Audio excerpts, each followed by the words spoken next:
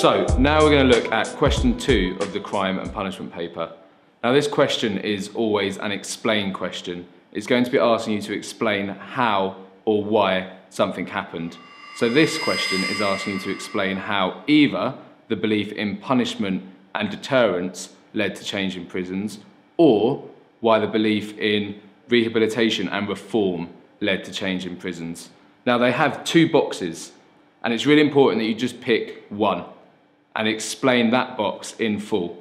So if we were to take the reform and rehabilitation box, you would need to give 3 separate points for how this belief in reforming prisoners and reforming them into better people, how that led to changes in the prison system.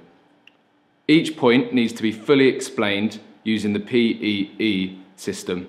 So you make your point, you give an example of the change that happened to the prisons, and crucially, you link back to the question at the end to say why this is an example of a change and why this happened because of reform. So, this question's worth 9 marks. And if we have a look at the mark scheme, we can see that you will not move above a level 2 if you do not make it really obvious that you're answering the question. So at the end of each one of your separate points, you need to be linking back to the question, saying that this happened because of a belief in reform or rehabilitation. So the sort of things that you could talk about, you could look at open prisons that opened in 1908, where less serious criminals were separated from major criminals. And this was happening because people believed that less serious criminals could be reformed by being given education and training rather than learning from the most serious criminals.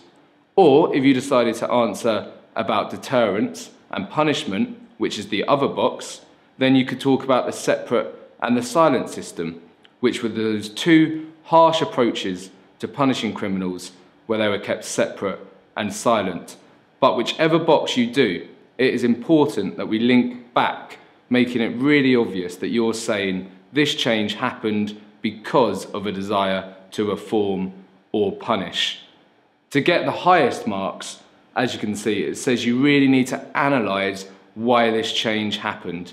If you make 3 points and use PEE each time, you will get a full 9 marks.